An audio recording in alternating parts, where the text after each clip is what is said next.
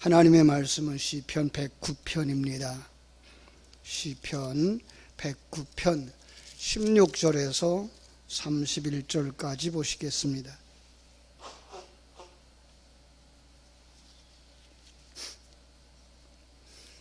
시편 109편 16절에서 31절 찾으셨으면 같이 읽습니다. 그가 인자를 베풀리를 생각하지 아니하고 가난하고 궁핍한 자와 마음이 상한 자를 궁핍하여 죽이려 하였기 때문이니이다. 그가 저주를 좋아하더니 그것이 자기에게 임하고 축복하기를 기뻐하지 아니하더니 복이 그를 떠나 멀리 떠났으며 또 저주하기를 옷 입듯 하더니 저주가 물같이 그의 몸속으로 들어가며 기름같이 그의 뼈속으로 들어갔나이다. 저주가 그에게는 입는 옷 같고 항상 띠는 띠와 같게 하소서. 이는 나의 대적들이 내 영혼을 대적하여 악담하는 자들이 여호와께 받는 보응이니이다.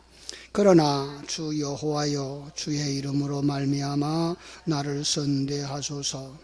주의 인자하심이 선하오시오니 나를 건지소서. 나는 가난하고 궁핍하여 나의 중심이 상함이니이다.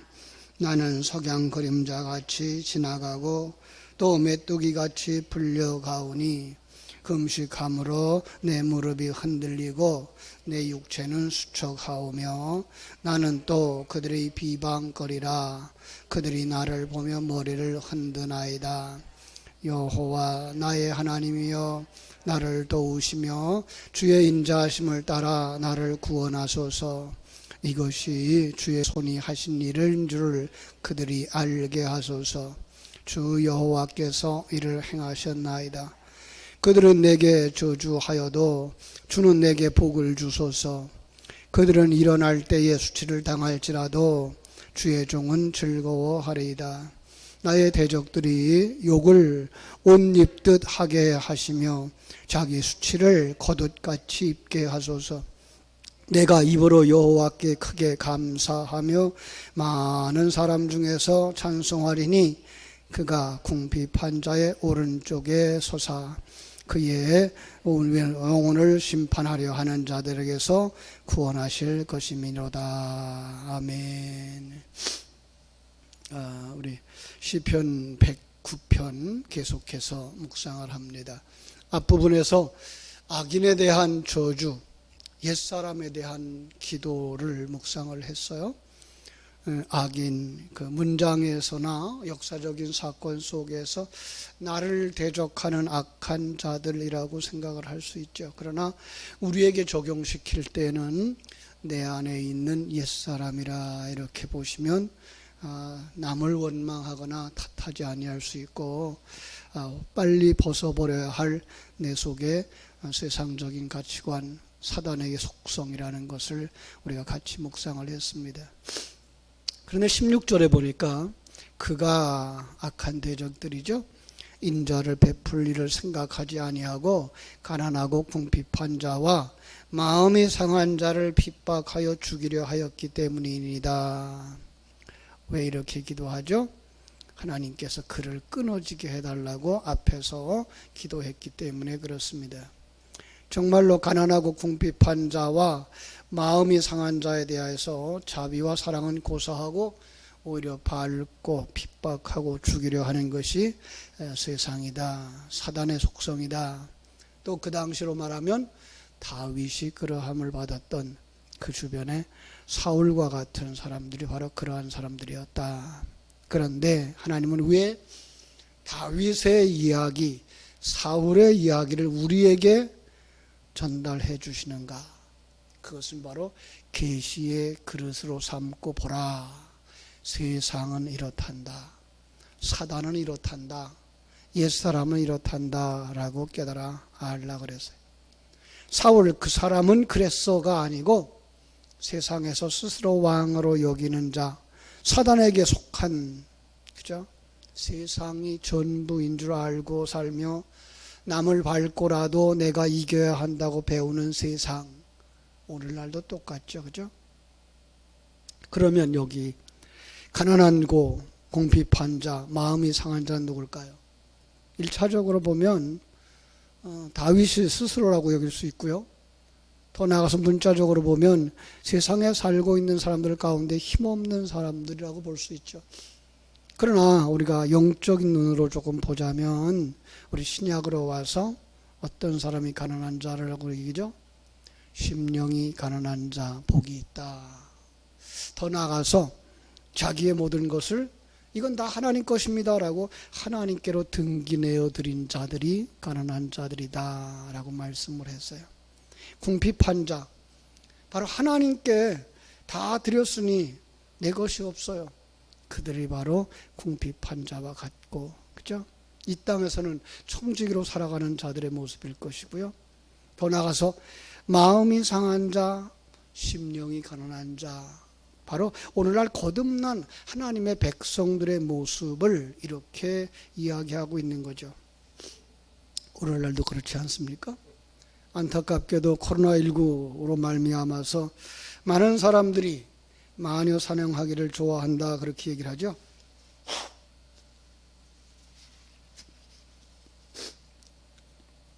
뭐 대안학교에서 확진자들이 많이 나왔다. 세상은 또 한 번 교회를 원망하고 교회에 대해서 돌을 던지죠. 교회, 기독교 정 떨어졌어. 자, 그래서 교회가 주장하는 그 이론들과 복음이 힘을 잃을까봐 안타깝죠. 더군다나 세상은 지금 평준화법을 통과시키자라고 얘기해서 성경이 말하고 있는 참다운 성에 관한 개념들도 묵과해버리고 예수밖에 구원자가 없다라고 하는 말 못하도록 만든다라고 얘기를 해요. 그거 안 된다라고 하는 이야기에 힘을 잃을까봐 지금 걱정이에요. 결국은 어떻게 될까요? 결국은 사단이나 세상에게 교회는 밟히고 핍박을 받고 그리고 죽을 수밖에 없겠죠. 주님이 그렇게 이 세상을 떠나셨기 때문에 더 그래요. 그러나 핍박하는 그들의 결과는 어떻게 될까요? 17절, 18절이 바로 그거죠. 그가 저주하기를 좋아하더니 그것이 자기에게 임하고 축복하기를 기뻐하지 아니하더니 복이 그를 멀리 떠났으며 또 저주하기를 옷 입듯 하더니 저주가 물같이 그의 몸속으로 들어가며 기름같이 그의 뼈속으로 들어갔나이다. 저주하기를 좋아하는 자들, 그 저주가 자기 스스로에게 돌아온다는 거죠. 남을 축복하기를 싫어하더니 자신이 복을 받지 못한다는 거예요. 예를 들면 그 사무엘 하유 16장에 나오는 시므이와 같은 경우죠. 사울의 사울 왕의 친척인데 다윗이 압살롬에게 쫓겨서 피신하여 갈 때 돌을 던지면서 다윗을 저주하는데 그 결과 어떻게 되죠? 열왕기상 2장에 가보면은요, 솔로몬 왕 때 결국은 왕명을 어긴 죄로 참수형을 당하고 말죠. 그죠? 우리는 이것 모르는 거 아니에요. 그죠? 가는 말이 고와야 오는 말도 곱다는 말 우리가 자주 쓰고 있고요. 그럼에도 불구하고 우리 입술의 저주, 고질적인 질병처럼 몸에 배어서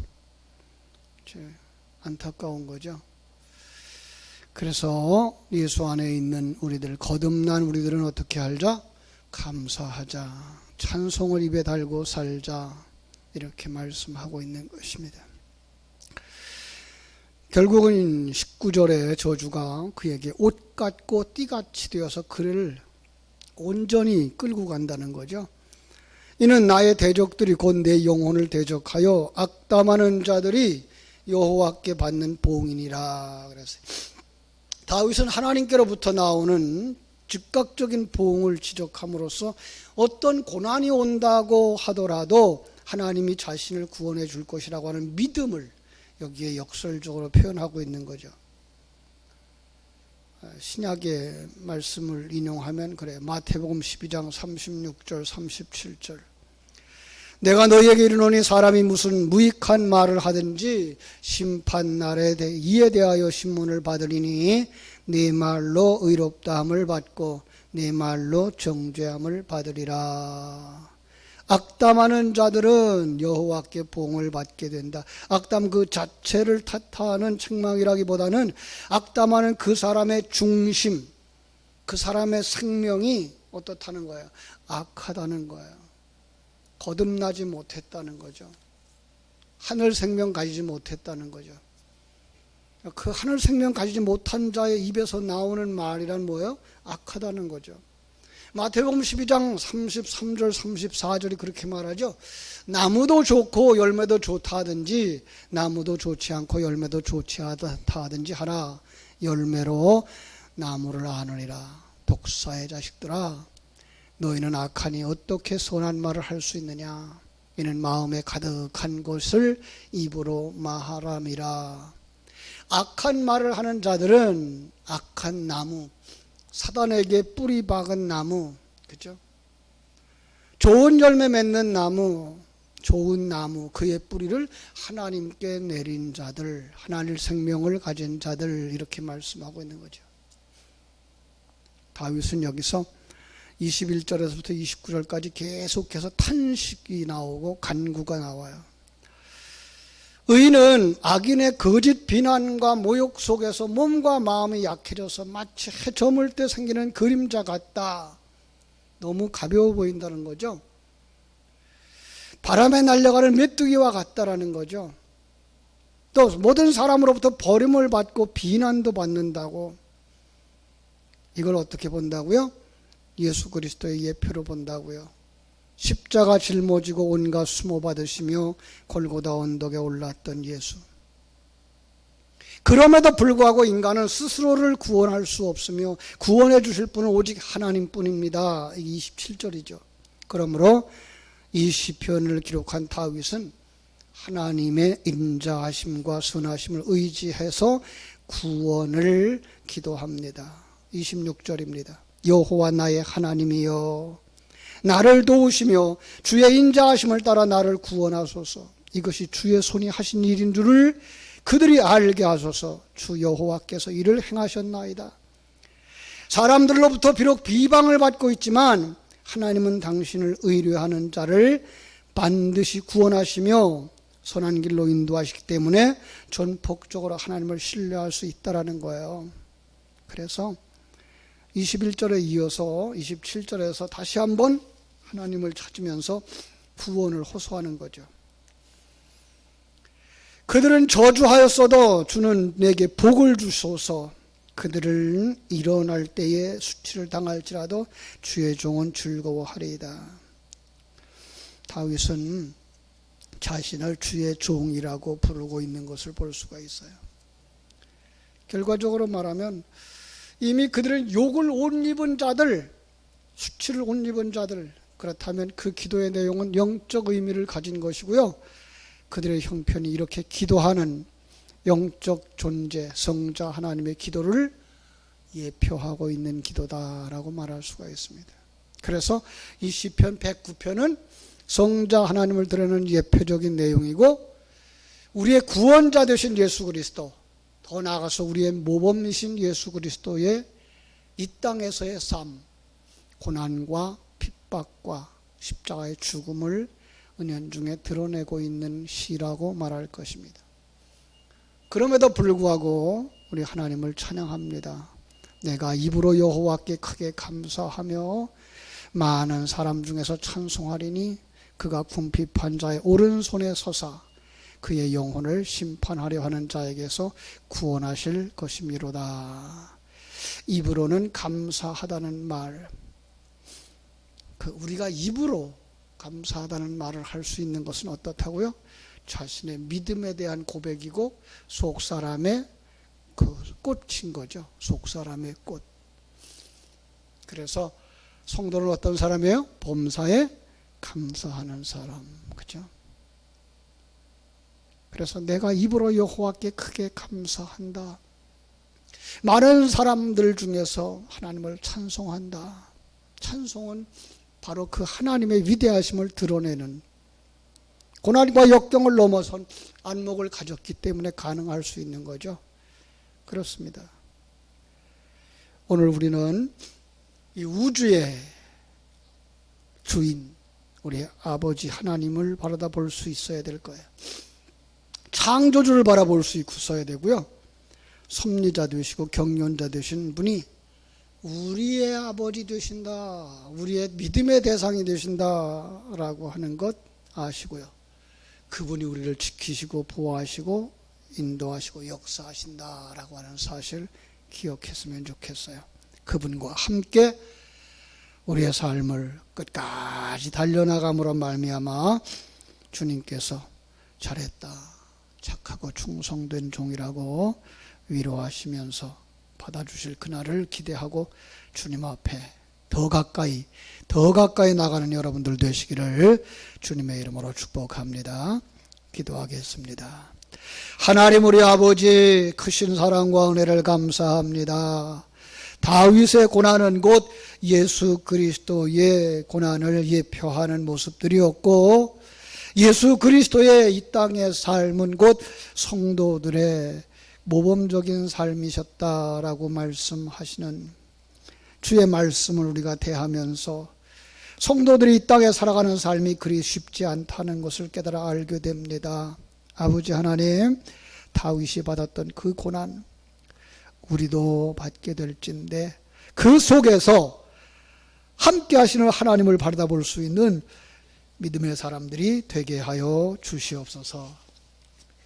오직 하나님을 기쁘시게 하고 하나님의 뜻을 깨달아 알기에 어떠한 환경 속에서도 굴하지 아니하며 하나님의 놀라운 영광을 드러낼 수 있는 복된 성도들이 다 되게 하여 주시옵소서. 혹여라도 우리 가운데 이렇게 고난을 당하면서 부르짖어 기도하는 자들이 우리의 도움을 필요로 하고 있다면 그들에게 사랑의 손길을 펼칠 수 있는 은혜 입은 자들이 되게 해주시기를 간절히 소원합니다. 아버지, 육신적으로 연약한 가운데 있는 이들을 불쌍히 여겨 주시고 영적으로 어려움 중에 있는 자들을 하나님 기억하셔서 저들을 돌아보아 주시고 저들에게 하늘 생명을 허락하여 주시옵소서. 그의 주의 크고 놀라우신 은혜가 사모하는 모든 심령들 속에 충만하기를 간절히 소원하며 거룩하신 예수님 이름으로 기도하옵나이다. 아멘.